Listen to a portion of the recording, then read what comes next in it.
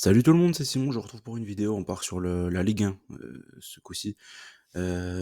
Toujours pareil, 200 petits likes pour la prochaine journée de Ligue 1. Alors, la journée dernière, enfin un petit récap, franchement, magnifique. Magnifique ce qui s'est passé sur la Ligue 1. En plus, j'ai eu 3 scores exacts, donc là, vous en avez tous profité aussi. Saint-Etienne contre Lens, 2-0.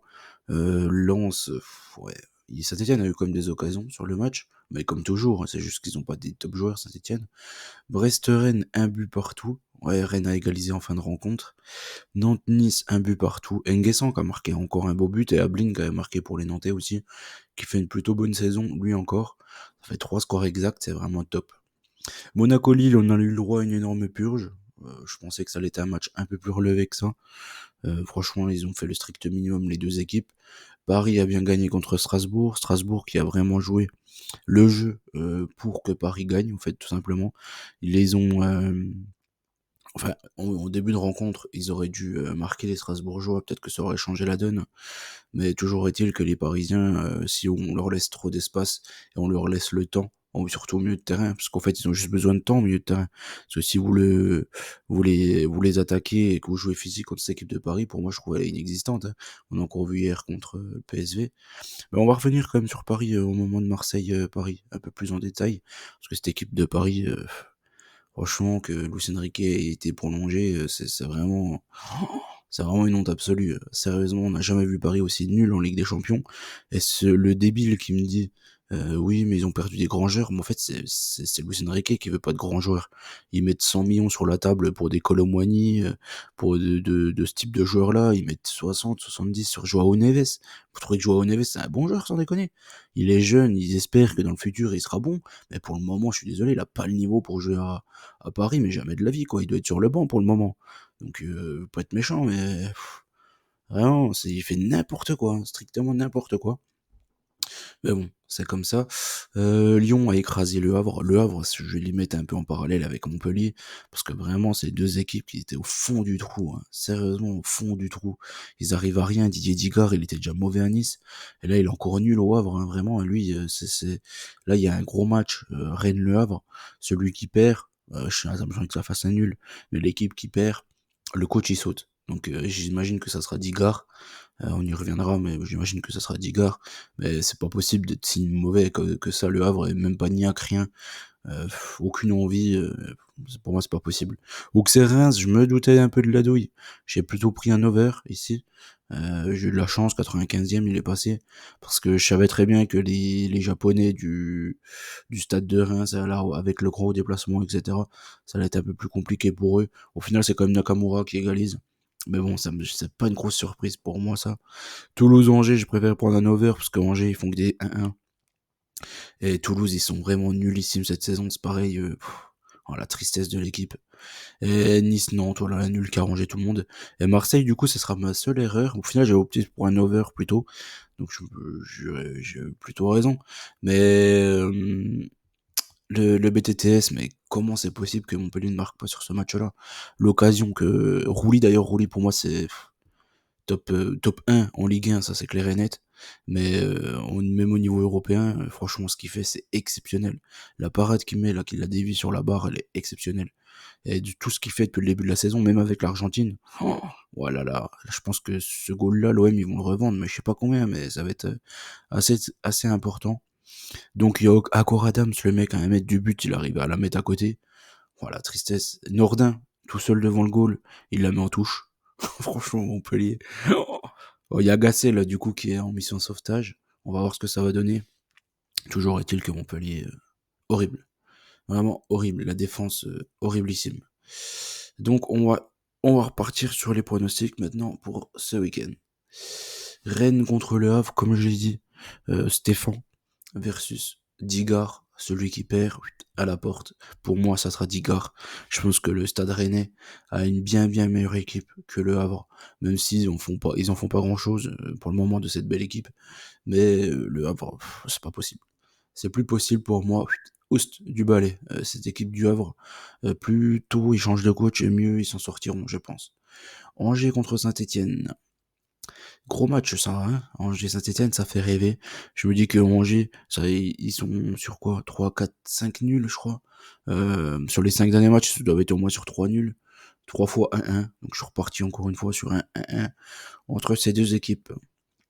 Reims contre Brest. Saint-Étienne, ils se procurent beaucoup d'occasions, mais il y a beaucoup trop de déchets devant le but. Et Angers, ils ont quelques bons joueurs, mais pour moi, je trouve que c'est une équipe qui est trop limitée. Cette équipe angevine. Reims contre Brest, je me dis que Reims, ils ont fait une contre-perf à Auxerre. Ils vont se remettre la tête à l'endroit aujourd'hui, sachant que Brest aura un énorme match contre les Leverkusen. Je pense qu'il va faire beaucoup tourner contre Reims. Donc je pars sur une victoire rémoise. Lens contre Lille. Les Lillois qui vont, pareil, faire un gros match à l'Atlético, qui sort déjà d'un non-match à Monaco. En fait, je les vois pas gagner du côté de Lens. Lens, c'est une équipe plutôt défensive et ils ont pas beaucoup de talent devant. Donc je pars sur un nul. Lyon contre Auxerre, je vais continuer à faire confiance à l'Olympique Lyonnais qui revient plutôt bien dernièrement. Ryan Cherki est en forme, je sais qu'il joue ce soir, je sais que l'Auxerre c'est une équipe ultra joueuse, mais tant mieux pour Lyon en fait. Ils vont affronter une équipe qui joue beaucoup et je pense qu'il devrait y avoir pas mal de buts dans ce match-là. Nice contre Monaco. Monaco, ils ont un joueur exceptionnel, c'est Zakaria, il est exceptionnel. Tout simplement, pour moi c'est un joueur qui doit être dans le top 5 des meilleures équipes du monde, d'Europe, parce qu'au final les meilleures équipes du monde c'est les équipes européennes, mais pour moi Zakaria c'est un joueur exceptionnel plus quoi. Il est titulaire tous les jours à Paris, je comprends pas, il est à Monaco parce qu'il a eu beaucoup de blessures, etc. Mais moi, je l'avais vu faire des matchs de dingue à Chelsea, hein. Il en a pas joué beaucoup parce qu'il est tout le temps blessé. Mais il est exceptionnel, ce joueur, hein. Vraiment. Ils vont le vendre très cher. Je crois qu'ils l'ont déjà acheté cher. Ils l'ont acheté 20 millions, je crois. Donc, voilà. Je me dis que Monaco, Nice, ils vont jouer à l'extérieur aujourd'hui. C'est en Hongrie, je crois. Jeudi, je crois que ça va faire une Varos. Monaco, franchement, ils ont fait une petite formalité, hein, contre l'Étoile Rouge. Donc je pense que Monaco est au-dessus de cette équipe niçoise, mais ça risque d'être un match sympa. Montpellier, ouais, ça va être un match plus sympa, je pense. Nice-Monaco joue pas 0-0 ici. Montpellier contre Toulouse. Les Toulousains, franchement, au fond du trou. Montpellier, au fond du trou aussi. Il y a Gasset qui est en mission sauvetage. Je sais pas, ce match-là, je vous invite à attendre, voir comment ça va un peu se goupiller avec le retour de Gasset. C'est pas un match à jouer, clairement pas. Mais je suis parti sur une petite victoire Montpellier-Rennes. Je me dis que peut y avoir un petit déclic mental. Mais c'est surtout que Toulouse, ils sont trop nuls. Donc je mettrai un petit avantage Montpellier quand même. Strasbourg contre Nantes. Nantes, ils sont plutôt performants à l'extérieur. Strasbourg, plutôt décevant quand ils ont des équipes moyennes à affronter, parce qu'ils ont du mal à se motiver, tout simplement. Donc je pars sur un match nul entre ces deux équipes. Maintenant, on va partir sur le Marseille-Paris. On termine par ça. Pas mal de choses. Hier, on a bien vu que... Enfin, tout dépend de l'équipe. Je pense qu'il va aligner notre ami Luis Enrique la pipe, là. Tout dépend de ce qui va nous aligner. S'il nous met la même équipe que contre le PSV, je pense que l'OM est totalement capable de le gagner. Parce que jouer 109, je pense que Lucim et Colomboigny contre Marseille, il va poser énormément de problèmes à cette équipe marseillaise. Même s'il a les pieds carrés, etc., il a pas de technique, enfin, il a aucune conduite de balle ni rien, tu lui balances la balle en profondeur, il va nous poser énormément de problèmes, c'est tout ce qu'on n'aime pas. On a bien vu contre Montpellier, ils ont réussi à faire ça, avec Nordin notamment. Contre Angers, ils faisaient aussi tout le temps la même chose, ils bottaient devant et puis on était en danger. Contre Strasbourg, c'était aussi la même chose. L'OM, dans tous les cas, ils vont jouer l'attaque. S'ils nous mettent des joueurs rapides devant, on va être en danger. Le bémol, moi, que j'ai, parce que de base, je me dis que Marseille a un meilleur milieu de terrain que Paris, ça c'est clair et net tous les jours. Vous me dites que votre Joao Neves, là, il est bon. Franchement, dans tous les gros matchs, il est inexistant, tout comme votre Warren Zaire Emery, là, qu'est-ce qu'on rigole avec celui-là aussi. Lui et Joao Neves, j'espère qu'il va être titulaire. Si c'est Vitinha, je pense que je serais un peu plus, on va dire, pas en danger, mais je pense que Paris aura plus de chances de gagner s'il met Vitinha et Colomboigny que s'il nous met cette équipe contre le PSG qui est nullissime, quoi.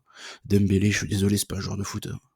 C'est un joueur de futsal si vous voulez, mais c'est pas un joueur de foot devant le but. Il est nullissime. J'ai jamais vu un joueur aussi mauvais que lui, en fait, ça n'existe pas. Qu'il soit titulaire en équipe de France en plus, c'est un scandale. Akliouche, pour moi, il est nettement meilleur que lui, alors que c'est un gamin. Ouais. Que dire? Que dire? Ici, je me dis que le problème principal de ce match-là, c'est que l'OM, le problème, c'est les deux latéraux. Et la force de Paris, c'est les côtés, avec Dembélé qui va encore faire son cirque là à droite pour faire un centre, mais s'il y a quelqu'un au centre, on va être en danger.